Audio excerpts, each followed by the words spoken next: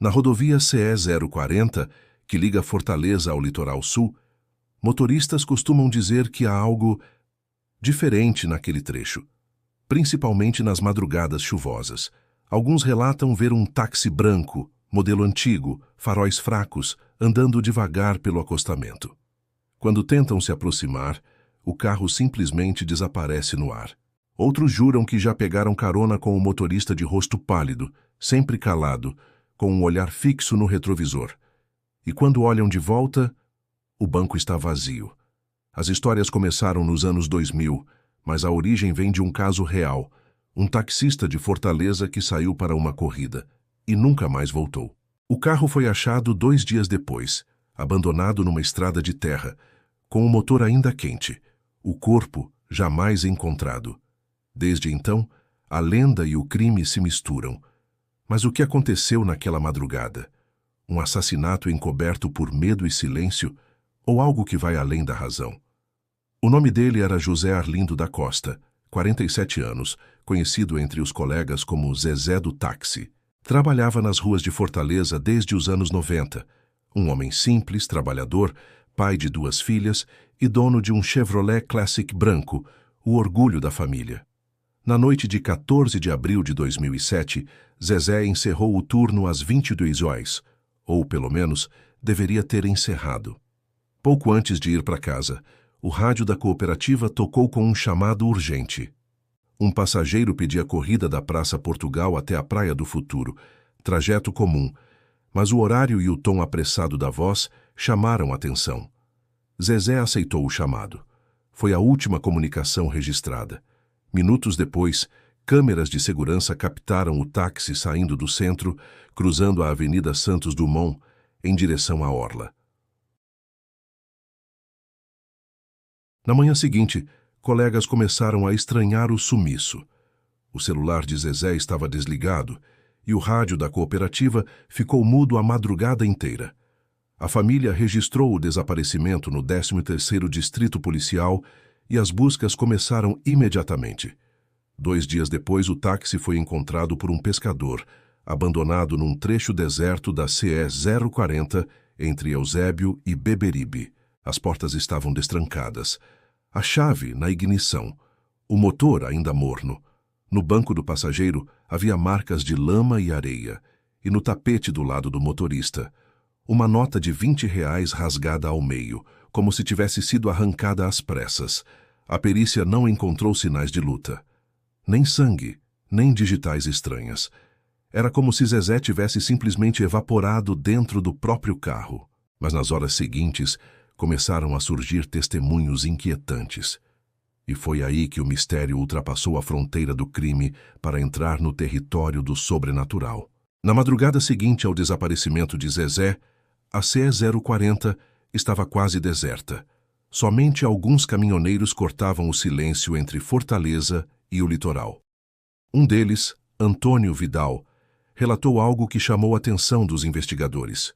Ele contou que, por volta das 2 da manhã, viu um táxi branco parado no acostamento, com o pisca-alerta ligado.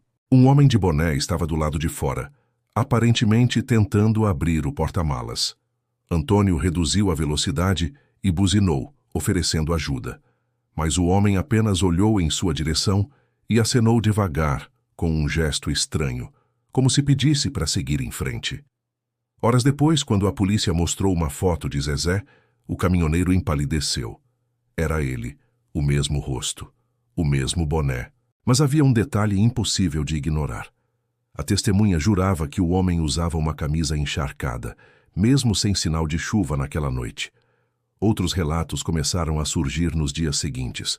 Moradores de Eusébio disseram ter visto um táxi idêntico rondando o bairro por volta das 3 da manhã. Alguns até anotaram parte da placa, JXN43, exatamente a mesma do carro de Zezé. Mas o mais perturbador veio de um casal que voltava de uma festa no litoral. Eles afirmaram ter pegado carona com um taxista de aparência cansada, que dizia estar procurando um passageiro que desapareceu. O casal contou que, no meio do trajeto, o homem olhou pelo retrovisor e perguntou: "Vocês acreditam que alguém pode sumir e ainda dirigir por aí?" Assustados, pediram para descer no próximo posto. O taxista parou, eles pagaram e saíram. Quando olharam para trás, o táxi não estava mais lá. A história se espalhou rápido. Rádios locais, jornais e até programas de TV começaram a falar do taxista fantasma da CI 040. Mas, por trás da lenda, o delegado Raimundo Holanda, responsável pelo caso, acreditava que tudo ainda tinha uma explicação humana e que o sumiço de Zezé escondia algo muito mais sombrio do que um simples mito urbano. O delegado Raimundo Holanda mergulhou fundo no caso.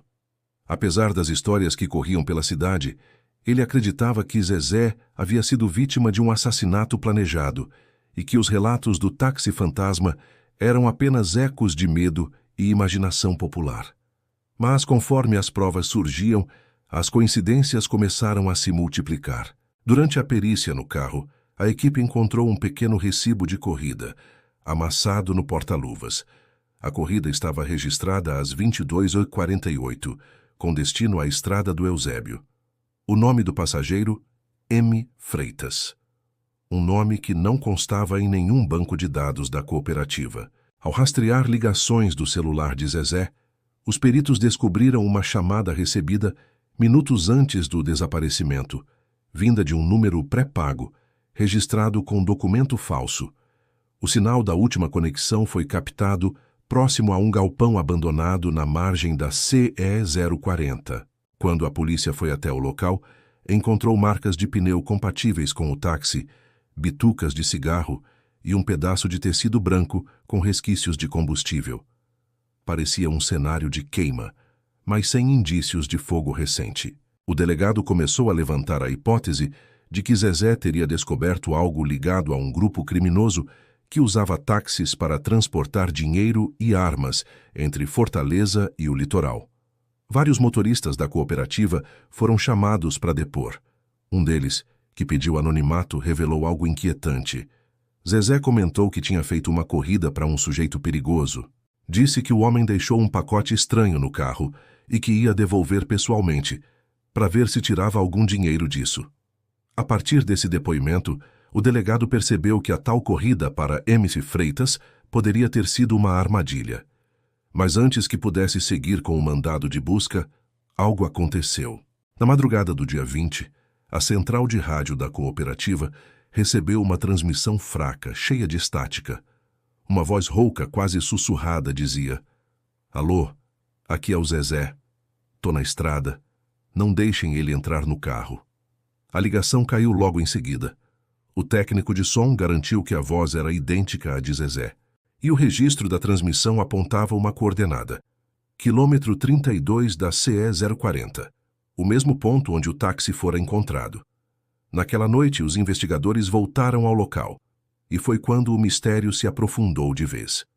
Era pouco mais de 2h20 da manhã, quando o delegado Raimundo Holanda e sua equipe estacionaram as viaturas perto do quilômetro 32 da CE 040.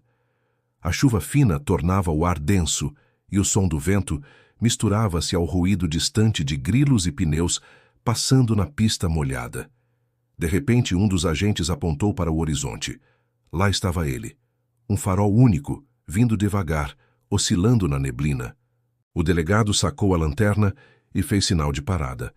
O veículo reduziu, aproximando-se aos poucos. Era um Chevrolet Classic branco. O mesmo modelo, o mesmo ano, a mesma placa. O táxi parou a poucos metros.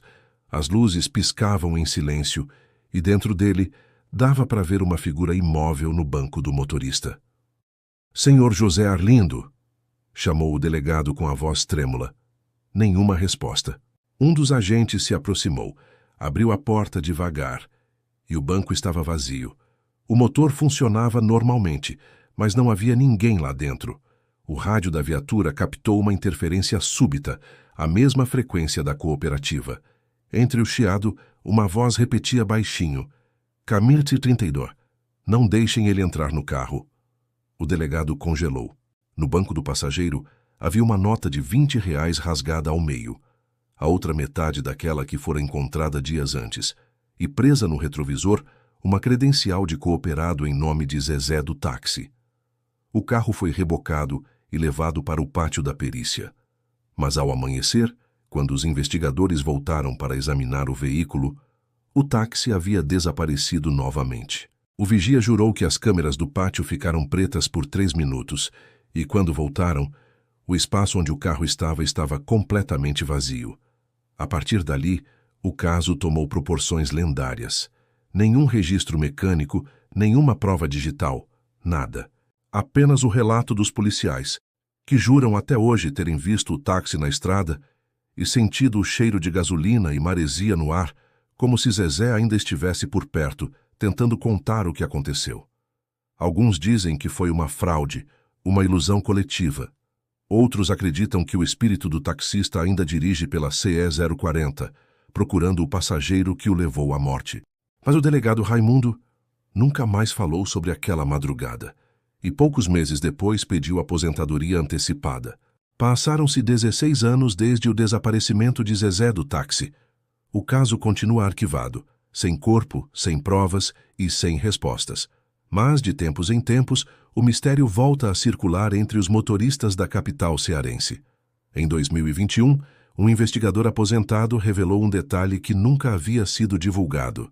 Durante a perícia inicial, uma das impressões digitais no painel do táxi não correspondia a nenhuma da vítima. A marca era parcial, mas revelava um nome antigo nos arquivos da polícia: Marcelo Freitas. O mesmo M. Freitas, registrado no recibo da corrida. Freitas era um ex-segurança de boate, suspeito de envolvimento com tráfico e extorsão. Desapareceu em 2008, um ano após o sumiço de Zezé. Coincidência? Ou o acerto de contas de alguém que sabia demais? Mesmo com a revelação, nada foi provado. O delegado Raimundo Holanda, já aposentado, sempre se recusou a falar publicamente. Mas, segundo um repórter da TV Diário, ele mantém até hoje um pedaço de papel plastificado dentro da carteira. A metade de uma nota de R$ 20 rasgada. O outro pedaço, ninguém sabe onde foi parar.